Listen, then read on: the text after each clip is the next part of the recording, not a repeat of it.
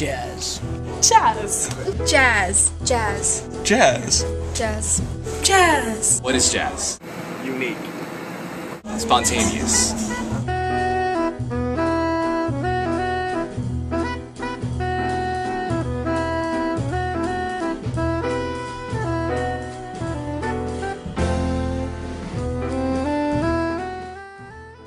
In the early 1900s, jazz was just beginning to take root, primarily in the city of New Orleans, where it even continues to thrive to this day. Inspired by African music and infusion with European techniques, early musicians such as Charles Buddy Holden, said to be the first jazz musician and the father of jazz music, Joe King Oliver, mentor to Louis Armstrong, and Jelly Roll Morton, the father of jazz piano, set the groundwork for this art and its establishment.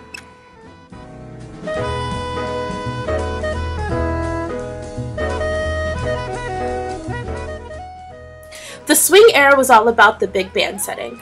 Instrumentalists would sit on a stage behind the grandstand and play tunes like Black Bottom Stomp by Jelly Roll Morton, West End Blues by Louis Armstrong, or Give Me a Pigfoot and a Bottle of Beer by Bessie Smith. Artists such as Duke Ellington, Benny Goodman, and Billie Holiday were largely popular in this time period, working to create music that brought listeners onto their feet and out to the dance floor.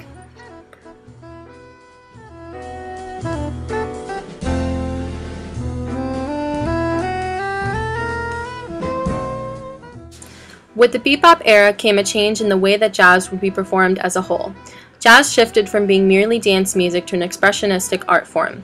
It made it so that jazz could be interpreted however the musician seemed fit, bringing in technical genius and removing all rules. Some widely accepted jazz for what it was becoming, while others refuted its significance, claiming it wasn't really music. Some standout artists from this period were Kenny Clarke and Dizzy Gillespie.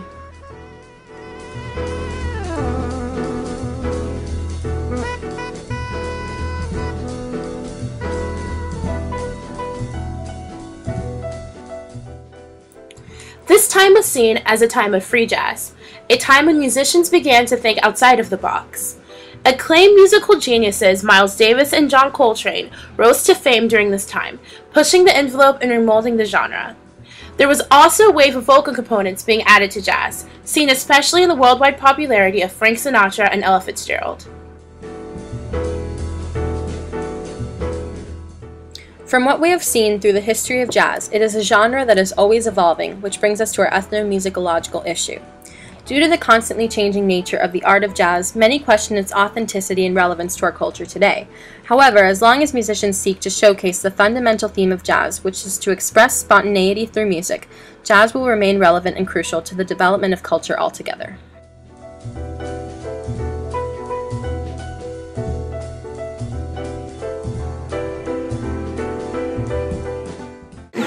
To me, jazz is a form of emotional expression.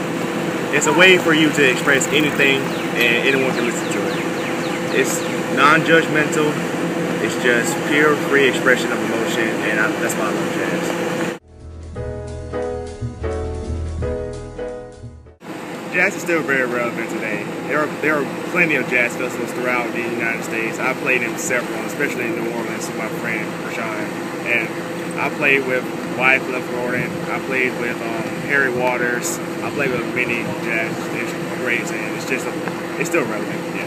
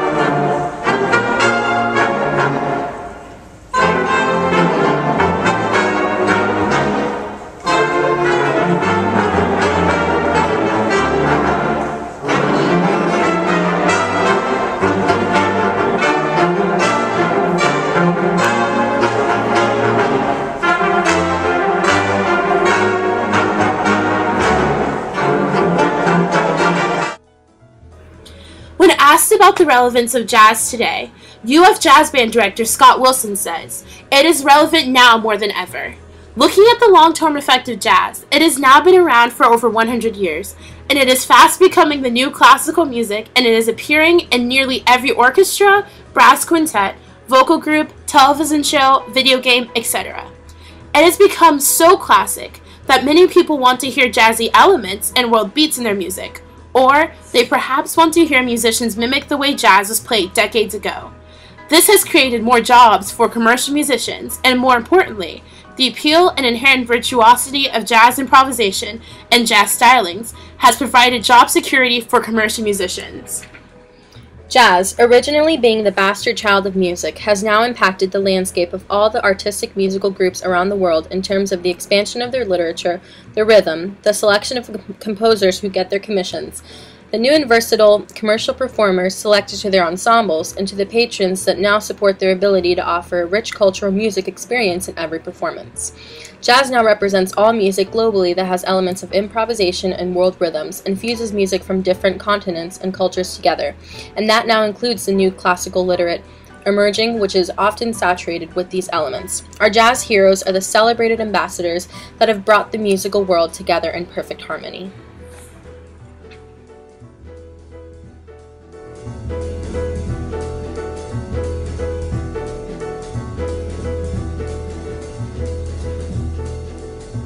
Yes, I think jazz is still relevant today. I know personally I love going out and listening to jazz music. And sometimes I'll even hear my other friends be listening to some random big band music from the 20s and 30s.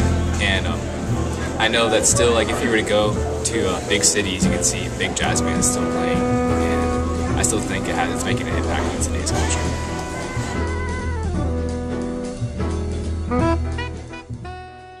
Jazz is indeed still relevant today. In town, we have the Gainesville Jazz Festival, where local bands can come and perform their work. Within the United States, there are many places where jazz is still being performed and the techniques are being taught. For example, at the Lincoln Jazz Center in New York, New York, directed by Wynton Marsalis, young musicians are educated on jazz performance and technique. In the same facility, jazz is performed by the Lincoln Jazz Center Orchestra. In this day and age, young jazz musicians are likely to seek jazz education through private lessons or college and university teachings. Because of this expansion of jazz education within the last 2 decades, jazz has begun to play a more vital role in the world of music today. Saxophonist Julian Leroux says, "There are a lot of conservatoires that teach jazz, the techniques of jazz, but not the spirit. You have to look for it. The point about jazz is not to imitate or play techniques, but to try to understand the spirit. That is the hardest thing."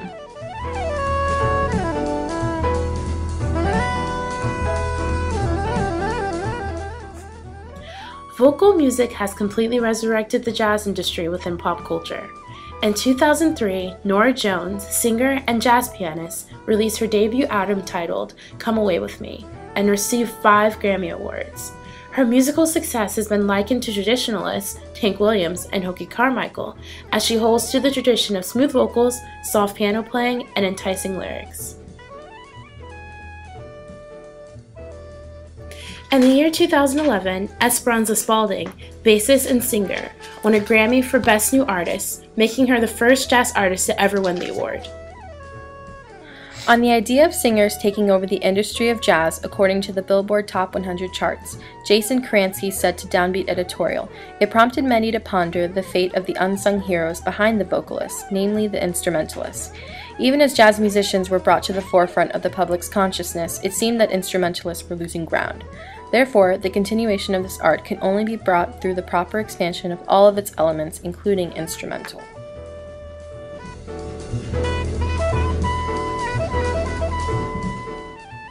Through education, the ever-changing sound of the genre, and the introduction of new technologies, jazz will continue to be relevant in society as long as we as listeners, observers, musicians, and lovers of the art continue to will it.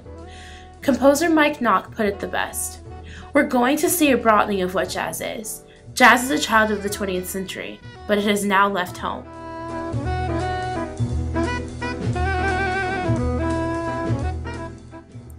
Should jazz be forced to accept the stationary niche that has attempted to fit itself inside in the past? No. Arthur Stewart Nicholson states, "If jazz is the art form its most ardent disciples claim, then the music has to continue to evolve and grow, and that is beyond the control of any narrow interest group, and in the hands of creative artists where the ultimate destiny of music lies."